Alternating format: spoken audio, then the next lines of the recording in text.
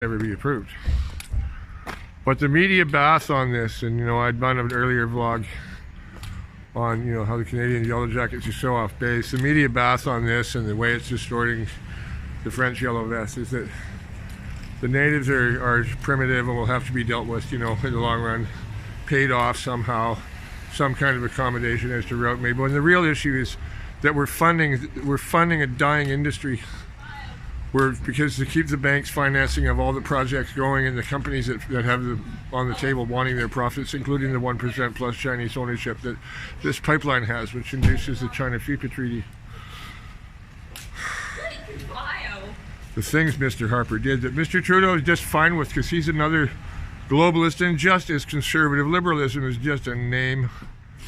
It's always meant freewheeling capitalism only with a human face.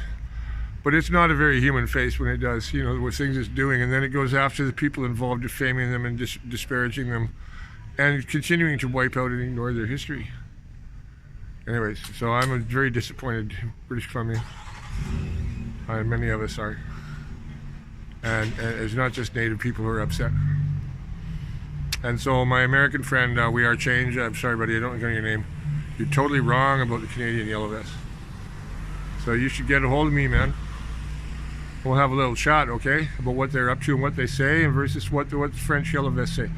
Because the French Yellow Vests, if they knew about Wet'suwet'en and all the various sovereign nations within British Columbia that have never signed a treaty with the Crown, who all don't even consider themselves Canadian and won't vote in the referendum, which is why the vote in those areas went FBTP, because only the rednecks voted, and the realtors and the corporate capitalists and the social services, and I guess all the authorities too, that the colonial mechanism is the other part of the vote in those areas, and there is no local referenda in BC, there is no self-constitution. The municipalities are separate from the reserves so as to not have democracy. It's two separated systems. It's because British Columbia would never sign treaties and wants Ottawa to sign them. I blame Britain for this. I've even suggested that maybe send Prince William back as an intermediary or to preside over the creation of an assembly of sovereign nations, which would include, since there is no crown title, therefore the Parliament of British Columbia has no right to have the exclusive right to incorporate municipal acts over perhaps municipalities that might want to incorporate themselves as local sovereignties like Swiss cantons. I say it's time we devolve Canada. I say it's time we go, okay, and there'd be a way of working it out with the US. And even with the oil guys, look at the guys in the Canadian Yellow Vest. Look, you guys, there's way more work in converting to the new economy that will save your kids' lives. So rather than hate and despise them, I'm going to try and reach out to those guys like I'm doing right now and say, look, buddies, think about this. Look what the French Yellow Vests are doing, and they want all those referenda, right? And would you want somebody building this piece of shit through your backyard if you owned it and didn't want it to happen, and you own a family doing it for thousands of years? Literally. Oh, because they're brown, they don't matter. Because they're red, they don't matter. Because they're natives, they don't matter. That woman in Regina didn't matter because she was native and she was a woman. And the Prime Minister mansplaining over the top of the angry woman in Kamloops was disgraceful for a man who calls himself a feminist. Woo! Nasty. Nasty. I've never seen such a display of hypocrisy. Instead of listening to what she had to say and answering, he devolved, and it was the wrong word, he spun and he avoided the point and talked in circles. And all the while, the native youth, I mean the men, 18, 19, 20, they were in the back row watching him from the back row. Watch him watch those videos again. Watch the kids in the back row watching him. And watch other people in the crowd around the native woman. They all feel for them. They all know it's true. We all know it's true. We knew it with the white paper in 1970. We knew it with the Forest Act when it gave all the land claims land to the forest industry in 1976. We knew it in 1983. We knew it when the